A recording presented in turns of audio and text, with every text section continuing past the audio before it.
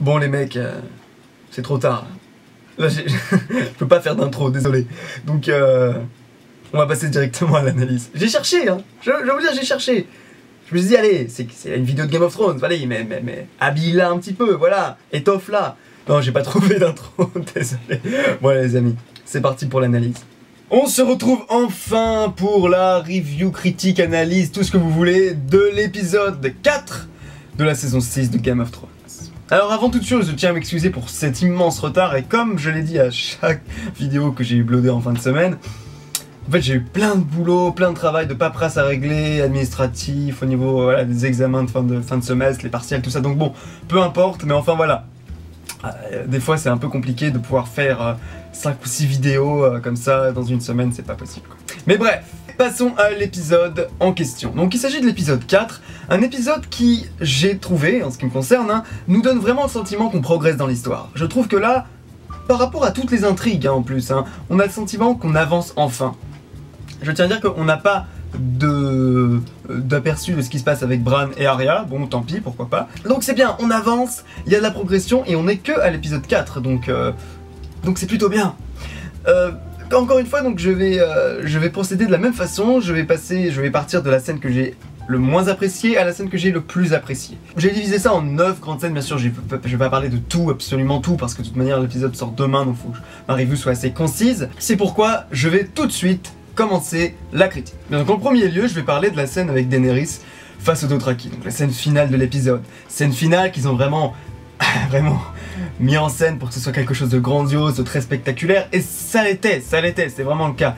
J'ai trouvé que l'idée avec les flammes, tout ça, piéger les Dothraki, c'était très bien, c'était une très bonne idée, parce que non seulement ça mettait en avant le côté très supérieur dans les rapports de force, hein, bien sûr, de Daenerys, mais aussi, j'ai trouvé que c'était cohérent, que ça faisait du sens. Je veux dire, les Dothraki se sont enfermés dans la seule maison de Vaes Dothrak qui est vraiment fermée, tous les chefs, tout le gratin Dothraki, et puis c'est une maison qui est constituée, qui semble être faite de terre, de paille et de bois et de chaume, donc oui, techniquement, ça brûle. Donc techniquement, la scène, franchement, cohérente, elle fait du sens, pertinente, et en même temps plutôt impressionnante, donc ça c'était bien.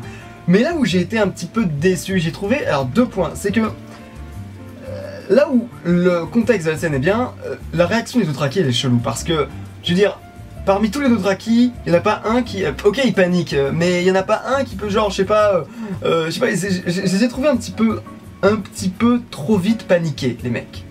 C'est un détail me direz-vous, mais enfin quand même. C'est quand même des putains de Khal et des Co, enfin il y a un Khal et puis il y a un Co, un Khal et je vais y arriver, et plusieurs Co, mais le truc c'est que, ouais les gars, attendez, ils sont où vos muscles, putain. Non mais à un moment, voilà, tu prends Daenerys et même si tu penses que tu vas crever, tu lui fais fermer sa gueule, hein. J'avais pas envie que ça se passe comme ça, bien sûr, mais j'ai trouvé que c'était un petit peu dommage. Deuxième truc, j'ai trouvé que Daenerys, à la fin, était trop, enfin, jouait pas très bien, en fait, enfin, Emilia Clarke. J'ai trouvé on avait vraiment l'impression qu'elle avait un balai dans, voilà, quoi, vraiment trop rigide, quoi. J'ai trouvé que je sentais pas, oui, elle avait un peu son sourire un peu arrogante, et c'était bien, c'était plutôt pas mal comme choix. Mais j'ai trouvé qu'à la fin, quand elle sort de la maison et que tout va brûler, elle est juste comme ça, elle est en mode... Elle a pas d'expression vraiment très lisible. J'ai trouvé que c'était un peu mal fait. D'autant plus que la scène n'était pas très bien filmée. À la fin, ils finissent sur un plan d'ensemble, ok, super. Puis, ils font un zoom sur elle. Et elle est vachement diminuée, je trouve. Amenuisée. Elle est amenuite. Oh, peu importe. Mais bref, vous voyez ce que je veux dire. C'est-à-dire que, si vous faites un plan comme ça, en plus, c'est une sorte de plan... au niveau de la taille, on n'a pas le sentiment de puissance, enfin, je veux dire, même s'ils l'ont pris un petit peu comme ça, en contre-plongée, c'est pas, je sais pas, j'ai trouvé que ça émanait rien en fait, elle était juste là comme ça, et en plus ils ont fait des plans successifs avec Daenerys, les Dothraki, Daenerys, Daario et Jorah, Daenerys et ça, à un moment c'était juste chiant quand on avait juste envie de terminer sur la grande scène, un petit peu comme à la fin de je sais plus quelle saison, où vous savez tous les esclaves sortent de Yunkai et il y a cette espèce de grand flot de gens tout autour de Daenerys et ça part comme ça et c'est super bien fait. Mais voilà, et je trouve que c'est plus qu'un détail, la série c'est pas juste un roman, c'est aussi une série qui met en image les choses et c'est important de critiquer ce point-là. Deuxième scène dont je vais parler, c'est la scène avec le grand moineau et Margaery. Le dialogue entre les deux.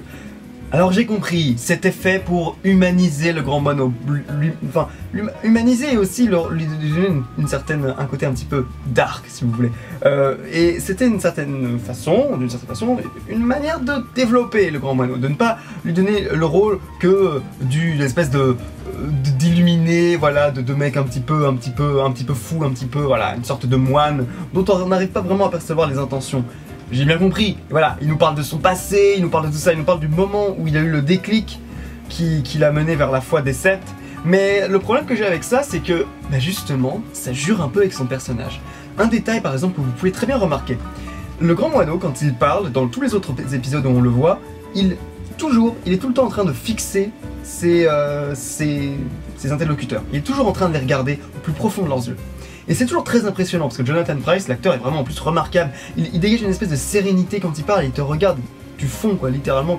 Et même si c'est un gros bâtard et qu'il te manipule, pardon, eh bien, je trouve que c'est très bien rendu. Mais là, dans cette scène particulière, il regarde en bas. Et quand vous regardez en bas, c'est quand vous vous remémorez des souvenirs et quand vous faites appel à votre mémoire, une mémoire du passé, voilà, une mémoire des souvenirs, une mémoire auditive, et vous regardez en bas en fait. Et j'ai trouvé que ça jurait avec son personnage. Alors c'est pas mauvais, mais c'est juste moi là. C'est-à-dire que la scène n'était pas mauvaise, hein. Mais encore une fois, pareil, hein, la scène avec Daenerys n'était pas mauvaise. Mais là, j'ai trouvé que le grand moineau sortait un petit peu de son personnage. On perdait un petit peu ce côté très serein, très mystérieux finalement, mais aussi très imperturbable. Et là, on voit une faiblesse. Et je trouve que c'était un petit peu dommage. Dans le même temps, il y a aussi le moment où on voit Margaery et Loras. J'ai bien aimé qu'on voit Loras parce que c'est vrai, il existe, faut nous le montrer. Mais Margaery, là, on nous montre qu'elle est quand même encore très rationnelle. Elle essaie de garder voilà, son sang-froid, elle essaie de garder la tête froide. Et je trouve que c'est très bien pour nous montrer cet aspect de son personnage encore très calculateur. Elle sait très bien que le grand moineau lui a fait rencontrer son frère pour une dernière fois. Enfin, pas une dernière fois, mais enfin bon, elle lui a fait rencontrer son frère dans le but de les un petit peu de les fragiliser les deux. Et si ça marche pour Loras, ça marche pas pour Margaery et je trouve que c'est pas mal de montrer ça.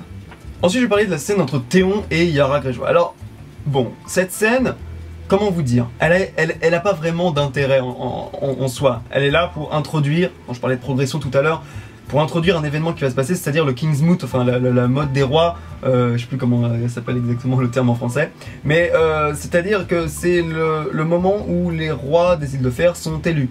Donc je trouve ça très bien et ça veut dire qu'on va voir enfin Euron Greyjoy en pleine lumière, donc ça va être chouette. Le seul truc intéressant peut-être dans la scène, c'est les relations entre le frère et la sœur.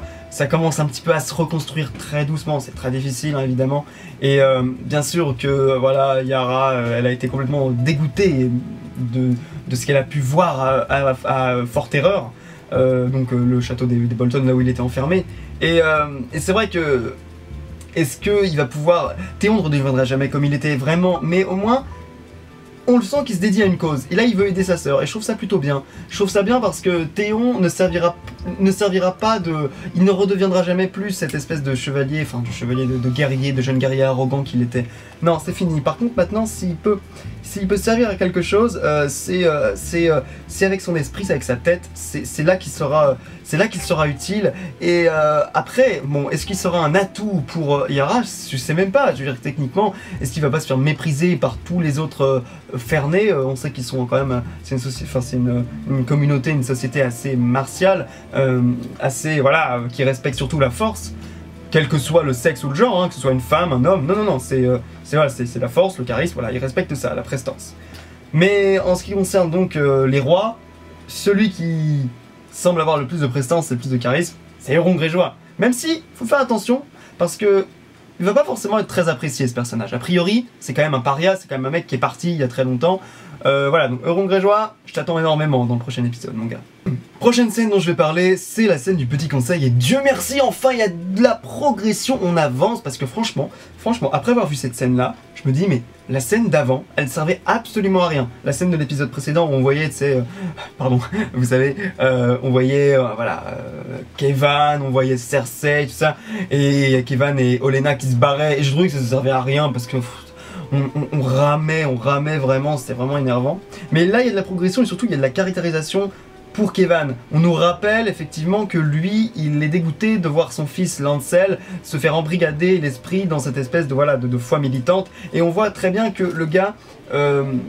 finalement il est un petit peu coincé là, arrivé à ce moment-là. Donc la scène est intéressante aussi pour le côté un petit peu, voilà, maintenant ça va chier parce que Olenna dit bien, ce qui est arrivé à Cersei, ça ne peut pas arriver à Margaery. Question de fierté, d'honneur, et puis surtout pour le futur de la maison de Tyrell, qui a encore tout à gagner, évidemment. Et donc on sait qu'ils vont ramener leur armée puissante, hein, qui est une des plus puissantes armées de Westeros, et parce qu'elle est la plus nombreuse, puis parce qu'ils sont bien nourris, ils ont voilà, des terres très riches, et voilà, ils ont une grande chevalerie, et on a vu dans les trailers que vraiment ça va chier, qu'ils vont se pointer, les soldats Tyrell vont se pointer devant le grand septuaire. Donc voilà, ça va être plutôt intéressant, et on sent enfin que les Tyrell ne vont pas se laisser faire et vont arrêter enfin d'être des victimes depuis une saison maintenant. En 5ème position, la mort d'Osha. Alors, cette scène, je veux dire, ça m'a pas vraiment surpris, j'ai pas été, voilà, ça m'a pas fait fondre en larmes de voir Osha mourir. Mais ça m'a fait quand même quelque chose, parce que Osha c'est un personnage qu'on voit depuis le tout début, et surtout qu'on a vu progresser, qu'on a vu évoluer. À la base, c'était juste une petite sauvageonne comme ça, qui avait menacé Bran, et ensuite, elle a appris à apprécier les Stark, elle a appris, voilà, elle était là, présente à des moments assez importants, la mort de Maître Luwin, la mort que je dis pas de bêtises, enfin, bref, toute l'espèce de pérégrination de Bran avec Hodor et tout ça. Donc ça c'était plutôt très bien. Et elle avait disparu en même temps que Rickon, hein, tout simplement. Mais si vous voulez, sa mort, franchement, je l'ai vu à 2000 km. Et en même temps, là, ça m'a pas gêné. Parce que c'est vrai que pour son personnage, je voyais pas d'autres avenirs, d'autres futurs possibles que celui de se faire tuer par Ramsay. L'idée était ici de nous montrer, voilà, malheureusement, elle est tombée dans le faire-valoir. Hein, c'est-à-dire qu'il fallait qu'elle montre toute la cruauté de Ramsay via son sacrifice, dans l'histoire, si vous voulez. Donc on la voit, dès que je l'ai vu essayer de prendre un couteau, je me dis, bah non, bah évidemment qu'elle va pas tuer Ramsay. D'un point de vue scénaristique, c'est pas assez dense, c'est pas assez chargé en tension pour qu'on puisse être là et se dire ah est-ce qu'il va mourir. Non, ce serait idiot de le tuer maintenant. On attend vraiment un climax quoi. On attend une apogée dans la guerre peut-être entre Jon et Ramsay, peut-être un duel entre les deux même. Mais en tout cas, donc voilà, Osha, donc cette scène, je suis content parce que ça met bien en avant la cruauté de Ramsay et aussi le fait qu'il garde son sang-froid tout de même.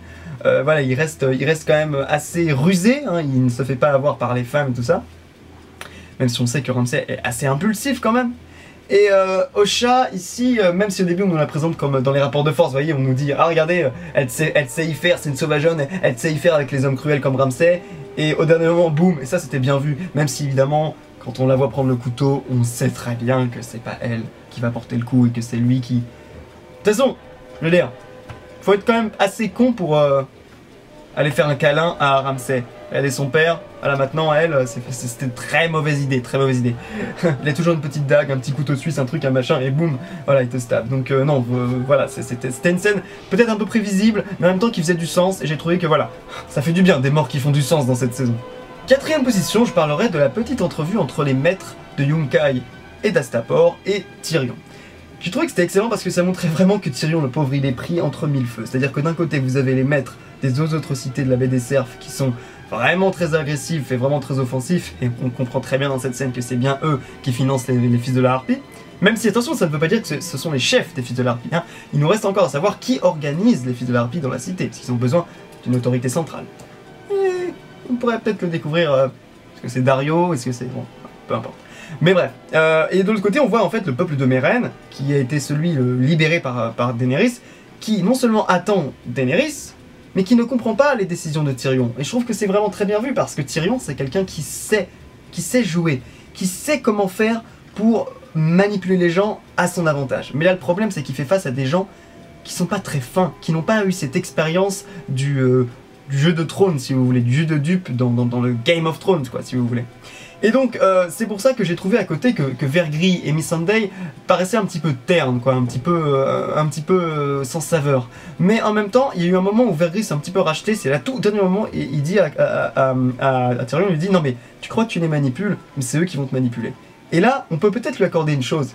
Vergris a plus l'expérience des sauces, il a plus l'expérience des maîtres. Il sait ce que c'est, il a été au service des maîtres d'Astapor pendant, j'imagine, toutes les années de son entraînement. Et Missandei, c'est pareil. Donc voilà, ils ont quand même cette expérience-là, et je pense que Tyrion devra réapprendre à dealer un petit peu avec une cité, non pas de Westeros, mais d'Essos. C'est très différent. Et en plus, c'est même très différent des cités libres. Les cités de la baie des Cerfs, elles sont très différentes. C'est pas du tout le même fonctionnement. Donc voilà. Ensuite, dernier point à évoquer par rapport à cette scène, c'est qu'il me semble qu'on voit bien donc les maîtres de Yunkai et d'Astapor, et puis on voit aussi Yezan, c'était Yezan le mec, son ancien maître en fait, à Tyrion, quand il avait été très très brièvement esclave. Mais en fait, là ce qu'on voit c'est que il n'y a pas les maîtres de Volantis. Et pour vous donner une idée, Volantis, c'est la cité la plus puissante parmi les cités libres. Alors pour vous dresser un topo très rapide, au nord vous avez Braavos qui s'est constituée un petit peu toute seule, de manière indépendante, à partir d'esclaves en fuite. Et c'est devenu un petit peu, voilà, une des plus puissantes. Ce sont avec Volantis les deux plus puissantes cités libres.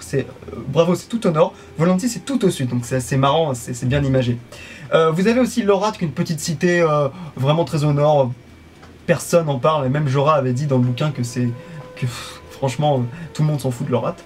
Norvos c'est une cité assez religieuse avec des prêtres barbus dont était censé venir Areota, et donc ces prêtres, alors barbus c'est dans le bouquin, Areota n'était pas barbu, mais ce sont des prêtres guerriers qui sont vendus à des maisons nobles pour servir de garde du corps, et c'est parmi eux les meilleurs guerriers de tout Essos, et on en avait vu un dans l'arène de Daznak, un qui s'était fait tuer au final par Jorah Mormont.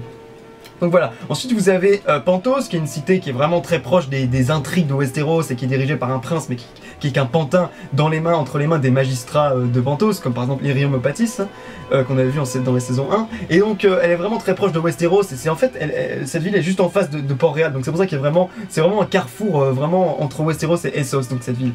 Et voilà, donc bon bah, il y a d'autres petits détails, mais je ferai peut-être une vidéo, tiens, sur les cités libres une prochaine fois. Donc ensuite vous avez les 3 villes qui formaient avant le royaume des 3 filles. C'est Myr, connu pour ses arbalétriers, son artisanat, et voilà, c'est tout. Et puis aussi son temple des prêtres rouges. Hein. Rappelez-vous, Toros de Myr, même Mélisandre, elle doit... Ah non, Mélisandre, elle vient d'Achai, donc peu importe. On va pas rentrer dans le détail, mais voilà, Toros de Myr, par exemple. Et puis voilà, donc les arbalétriers. Les arbalètes de Myr, par exemple, celle avec laquelle Tyrion a tué Tywin, c'est une arbalète venant de la cité de Myr. Vous avez aussi Tyroche, connu pour ses corsaires et tout ça. Vous avez également Lys, connu pour ses pirates et ses grandes flottes. Salador Saan vient de Lys, le pirate qui avait été employé par Davos pendant la bataille de la Nera. Vous avez, alors j'ai oublié de dire que voilà, Tyroche par exemple c'est plein de mercenaires, comme par exemple Darion Harris, hein, qui est un Tyroshi. Et vous avez donc enfin Volantis, qui est une cité assez ancestrale, puisque c'est la première, enfin c'est la dernière ville vraiment de l'Empire valérien, c'est la dernière qui est vraiment restée. Et en fait elle a pris pour elle-même l'héritage valérien, et c'est pour ça que c'est vraiment le cœur de l'esclavagisme et tout ça. Donc Volantis c'est une cité très puissante. Ils ont une cité qui est dirigée par des triarques. Il y a 2 parties dans la ville, il y a le parti des lions, le parti des tigres et le parti des éléphants, donc deux animaux qui sont le symbole de la cité. Et je crois d'ailleurs qu'ils ont des éléphants comme unité de guerre. Ils ont aussi des gardes-tigres. Les gardes-tigres, c'est vraiment très connu. Et les mecs, en fait, sont vraiment très puissants. Ils ont des armées d'esclaves, et puis et beaucoup d'argent et de grandes flottes. Et d'ailleurs, je pense qu'on pourrait avoir peut-être un combat entre la flotte de Volantis, peut-être qu'elle sera à la fin capturée et qui permettra à Daenerys d'enfin aller vers Westeros, ou peut-être que il y aura un combat, qui sait, avec une flotte des îles de fer, on ne sait pas. Enfin bref, donc après ce petit topo sur Volantis, c'est juste pour dire que voilà, on n'a pas eu la présence des maîtres de Volantis, qui habitent quand même beaucoup plus loin que Yunkai et Astapor, mais qui sont plus puissants. Donc je pense que Volantis est l'un des pires ennemis que peut avoir Daenerys en ce moment, avec évidemment les fils de la Harpie qui ont infiltré la cité. Alors, avant-dernière scène, la 3e position, c'est Jon et Sansa, leur réunion. Vraiment, ça a fait plaisir de voir enfin des stars qui se réunissent. On a eu ça un petit peu entre Théon et Sansa la dernière fois, mais là, quand même, c'est des vrais stars, quoi. Voilà, ça fait vraiment plaisir. Et en ce qui concerne... Alors, bon, c'était vraiment très bon comme scène, mais par contre, il y a juste 2 petits trucs que j'ai pas trop aimé. C'était le fait que Jon, finalement, et Sansa, on n'avait jamais vraiment vu d'interaction auparavant entre les deux. Donc là, on était là en mode, ah ouais, ça fait tellement longtemps qu'ils se sont pas vus, et en même temps, oui, mais en fait on les a jamais vus ensemble, donc voilà, c'est juste un petit détail, mais voilà. 2e truc, c'est juste que je trouve que cette scène, c'était bizarre de la mettre en début d'épisode. J'aurais préféré que ce soit une scène de fin d'épisode, mais comme ils avaient déjà prévu de mettre la scène avec Daenerys, qui était vraiment très spectaculaire, il fallait vraiment la mettre en fin d'épisode, ils pouvaient pas se permettre de la mettre au milieu, parce que c'est une scène qui est vraiment chargée en émotions. Donc bon, ils l'ont mis au début, pourquoi pas. De toute façon, il faut avancer, hein, faut quand même construire, c'est compliqué. Hein. Donc c'est à peu près tout ce que je dirais sur cette scène, mais voilà, je mets bien l'accent sur le fait que ça fait vraiment plaisir de les voir enfin ensemble. Avant-dernière scène, je parlerai de la scène de la lettre. Alors, la lettre rose, hein, dans le livre, il s'agit bien de la Pink Letter, hein, la lettre rose, envoyée par, soi-disant, Ramsay Bolton, et c'est là, dans cette lettre, qu'on apprend que Stannis a été défait à Winterfell et qu'il a perdu la bataille et qu'il est mort. Dans le livre, on ne sait pas si Stannis est réellement mort, et dans cette scène, juste avant la scène de la lettre, ou juste après, je ne sais plus exactement, mais on voit qu'il y a une petite entrevue entre Melisandre, Davos et Brienne, et que Brienne dit « Ouais, j'ai tué Stannis », tout ça, voilà. Donc, bon, déjà, j'ai trouvé un peu bizarre que Davos ne réagisse pas davantage, ce qui prouve qu'il a mis une croix sur son passé, c'est plutôt mature. Mais voilà, donc c'est un peu bizarre, voilà, c'était curieux de les voir les deux un petit peu comme ça, on se dit ouais, c'était quand même les deux, voilà, les deux sidekicks, on va dire, des deux frères Baratheon, hein, Renly et puis Stannis. Et en ce qui concerne, j'ai adoré le moment où on voit Davos face à la Mélisandre, et Mélisandre qui dit je vais suivre Jon Snow, c'est lui le prince qui fut promis, c'est lui le prince de la prophétie, et tout ça. Il y a Davos qui est là en mode très limite sarcastique, qui dit mais attendez, c'était pas Stannis, le mec de la prophétie? J'ai adoré parce que là vraiment c'est cassant quoi, même si je sais pas s'il voulait vraiment être cassant, mais enfin c'est vraiment, il brise vraiment toutes les, de toute façon tous les piliers qui faisaient un petit peu, qui construisaient la confiance de Mélisandre sont en train de s'effondrer, donc voilà, c'est assez hilarant de ce point de vue là. Donc ensuite, en ce qui concerne donc la lettre, alors la scène de la lettre, déjà, dans son contexte, enfin dans les petits détails autour de la scène, j'ai adoré qu'on voit Tormund qui est à fond sur Brienne, et c'est hilarant parce que Tormund, il n'arrête pas de raconter une soi-disant légende à son propos, comme quoi il aurait couché avec une ours en fait. C'est vraiment hilarant, et là il voit une grande femme vraiment bien bâtie, et il se dit waouh, ouais, pas mal. Donc ça c'est très drôle, et voilà, j'aime bien les petites scènes d'humour comme ça, enfin les petits détails comme ça. Maintenant passons à la lettre. Et ben, j'ai adoré vraiment comment dire, la tension qu'il y avait dans cette scène, alors qu'il n'y avait pas du tout d'ennemis, il y avait juste la lecture d'un texte, et comment faire pour que la lecture d'un texte soit puissant. Et bah vraiment là c'était parfait, il y avait une petite musique, il y avait ensuite Sansa qui prend la lettre, donc j'ai trouvé que c'était bien vu, et donc il y a une chose à dire par rapport à cette lettre, c'est on sait qu'elle est de la main de Ramsay, mais est-ce qu'on en est bien sûr? Parce que est-ce que finalement ça qui attise le conflit entre Bolton et Stark ne serait pas de la main de quelqu'un d'autre qui voudrait justement créer encore plus de chaos? Mais Littlefinger, oui. J'ai laissé un petit temps pour essayer de le trouver vous-même, mais voilà, donc c'est possible que ce soit pas forcément Ramsay qui a écrit la lettre. Mais après, si c'est juste Ramsay, ça fait du sens, le gars est agressif, le gars est très offensif, et il veut provoquer pour créer du conflit. C'est ça qu'il souhaite, Ramsay, il souhaite s'imposer, et aussi, peut-être que c'est son défaut, il se fera rattraper par son agressivité, parce que à trop vouloir attaquer, on en oublie un petit peu de se défendre. Première position, et donc la scène que j'ai le plus aimée dans cet épisode, pas forcément une scène majeure, mais quand même, c'est la scène qui se passe au Valtarine, là où on retrouve enfin Littlefinger. Alors, j'ai adoré cette scène pour plusieurs raisons. Premièrement parce que déjà on retrouve Littlefinger, donc c'est toujours un plaisir, j'aime beaucoup ce personnage, et aussi parce qu'on voit un petit peu que, voilà, il s'installe de plus en plus comme maître manipulateur du Val. Et on voit que le grand seigneur, le gros baron là, enfin le gros vassal qui est en la personne de Yohn Royce, hein, ce grand gars avec la grande cape et tout, et la grosse armure, on sent que lui quand même il a des petits soupçons, notamment il soulève le fait que le point quand même assez, ouais, c'est vrai, assez énigmatique, pourquoi Sansa voilà, est tombée dans les mains des Bolton. Et voilà, Littlefinger se défend en disant qu'ils ont été attaqués, enfin ils ont été encerclés par des Bolton. Et en fait, justement, ça me fait poser une question.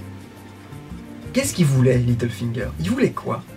Qu'est-ce qu'il cherchait en allant donner, quasiment livrer Sansa aux Bolton? Parce que honnêtement, je vois pas.